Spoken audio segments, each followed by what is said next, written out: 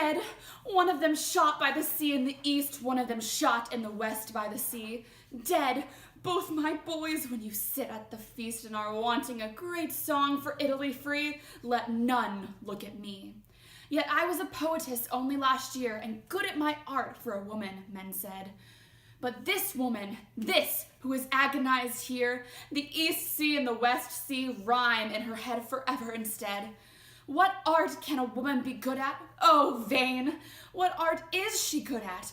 But hurting her breast with the milk teeth of babes and a smile at the pain. Ah, boys, how you hurt! You were strong as you pressed, and I proud by that test. What art's for a woman? To hold on her knees both darlings, to feel all their arms round her throat, cling, strangle a little, to sew by degrees embroider the long clothes and neat little coat, to dream and to dote. To teach them, it stings there. I made them indeed speak plain the word country. I taught them, no doubt, that a country is a thing men should die for at need. I prated of liberty, rights, and about the tyrant cast out.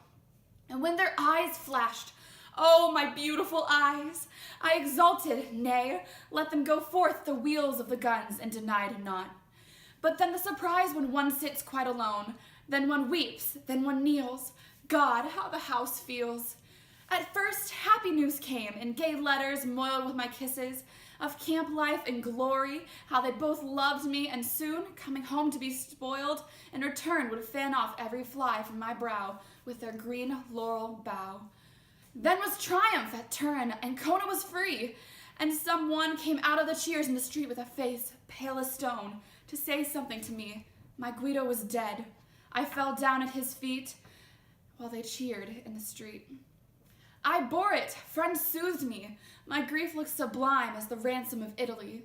One boy remained to be leant on and walked with, recalling the time when the first grew immortal, while both of us strained to the height he had gained.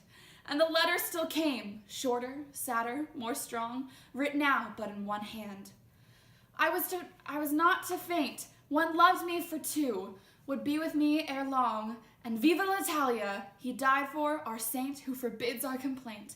My nanny would add, he was safe, and aware of a presence that turned off the balls, was impressed it was Guido himself, who knew what I could bear, and how 'twas impossible, quite dispossessed, to live on for the rest. On which, without pause, up the telegraph line swept smoothly the next news from Gaeta. Shot! Tell his mother, his, their mother, not mine. No voice says my mother again to me. What, you think Guido forgot? Our souls straight so happy that, dizzy with heaven, they drop earth's affections, conceive not of woe? I think not. Themselves were too lately forgiven through that love and sorrow which reconciled so the above and below. O Christ of the 5 wounds, who look'st through the dark to the face of thy mother, consider, I pray, how common mothers stand desolate, mark, whose sons, not being Christ, die with eyes turned away and no last word to say. Both boys dead? But that's out of nature. We all have been patriots, yet each house must always keep one. 'Twere imbecile, hewing out roads to a wall, and when Italy's made, for what end is it done if we have not a son? When Gaeta's taken, what then? When the fair wicked queen sits no more at her sport, of the fireballs of death crashing souls out of men? When the guns of Cavalli with final retort have cut the game short? When Venice and Rome keep their new jubilee, when your flag takes all heaven for its white, green, and red? When you have your country from mountain to sea, when King Victor has Italy's crown on his head, and I have my dead. What then? Do not mock me. Ring your bells low, and burn your lights faintly.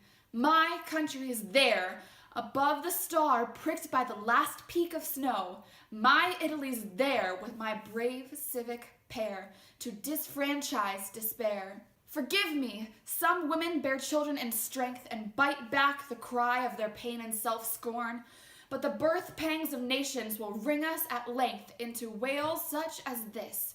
And we sit on forlorn when the man-child is born. Dead, one of them shot by the sea in the east, one of them shot by the west in the sea. Both my boys, if in keeping the feast you want a great song for your Italy free, let none look at me. Okay, so the first thing that we're going to do is look at the title, like always. So the title of this poem is Mother and Poet. This doesn't really tell us much at first glance. The assumption could be that the poem is about a mother and the speaker or the author, but that turns out not to be the case. So it's broken up into 20 stanzas, and the first thing we're going to do is just go through stanza by stanza and understand what the story is that's being told, since it is quite a narrative poem. So the first stanza establishes kind of the situation that the speaker's in and reveals that both her sons were killed, they were shot, and the line, "A Song for Italy Free," establishes that there's some kind of war going on for Italian independence and that the speaker is Italian. Stanza 2, you start to learn more about the speaker. So she's a poet and was actually pretty good, but didn't get a lot of acknowledgement because she was a woman. And then the third stanza talks about how women are only supposed to be good at raising children and doing the housework. This is reinforced in stanza 4, when she talks about how as children get older, they're just supposed to take care of them and mend the clothing and kind of take care of the domestic side of things, but not really expand beyond that role. Stanza 5, you start to feel a little bit of the guilt of the speaker coming in when she talks about how she was the one who taught them to be patriotic and love their country. And this is reinforced in stanza 6 when she reveals that she actually gave her blessing for them to go to war. So she feels like she's implicated in their deaths a little bit. Stanza 7, you move on to when her sons were actually at war, and you start to learn about that story. So when they first went to war, she got letters from them all the time, and they talked about how happy they were in the camps, and how they would be home soon.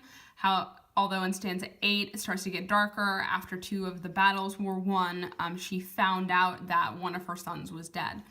And there's some juxtaposition here between the cheers in the street and her grief. The whole rest of the country and her town is rejoicing because they've won these battles, but she's devastated because her son has died. Stanza 9, you start to shift to her new reality of just having one son. So her and her first son just went on the idea that her second son was on heaven looking down on them, and they supported each other. Stanza 10, things start to get a little bit darker for her remaining son. So he ends up losing one of his hands, and his letters get sadder and more depressed, but he's still going, and he still thinks he's going to be able to make it home. So then in stanza 11, she talks about how she felt like her first son was looking down on her remaining son and protecting him. However, in stanza 12, we found out that her second son has also died. And there's a particularly powerful line when she says, their mother, not mine. No voice says my mother again to me.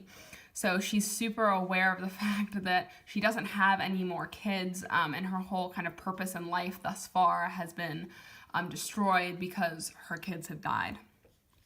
And in stanza 13, she starts to feel even worse because she feels like now that her sons are in heaven, they've forgotten about her, and she feels really alone in the world.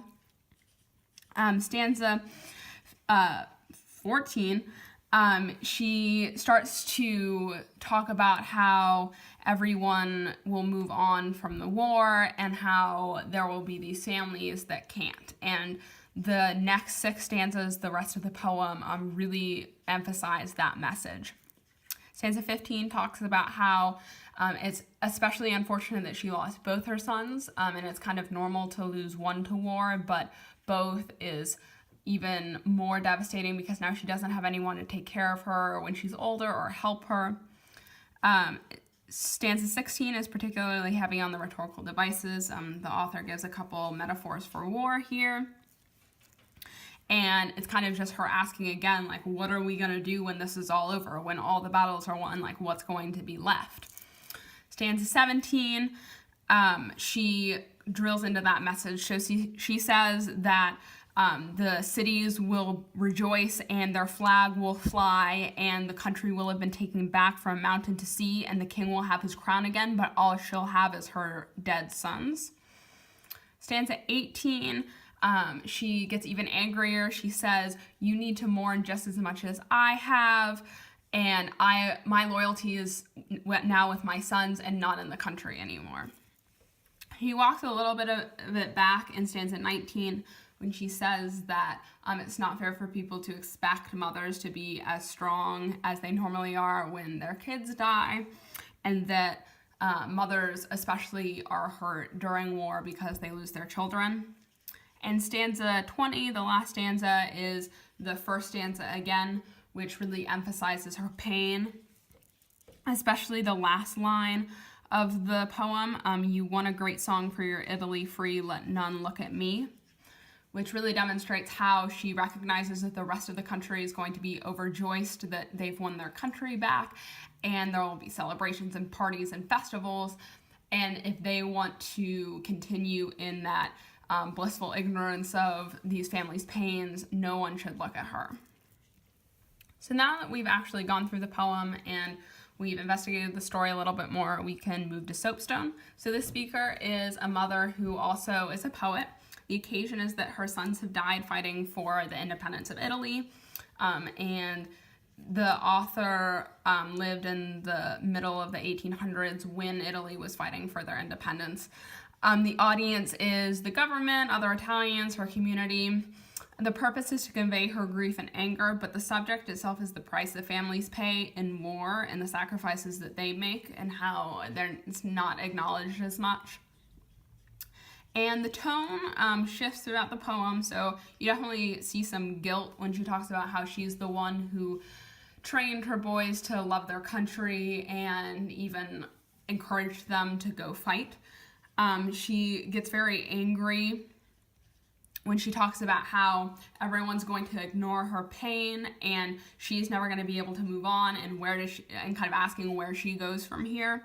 But there's also definitely some depression and grief, especially in that line where she says that she'll never hear anyone call her their mother again.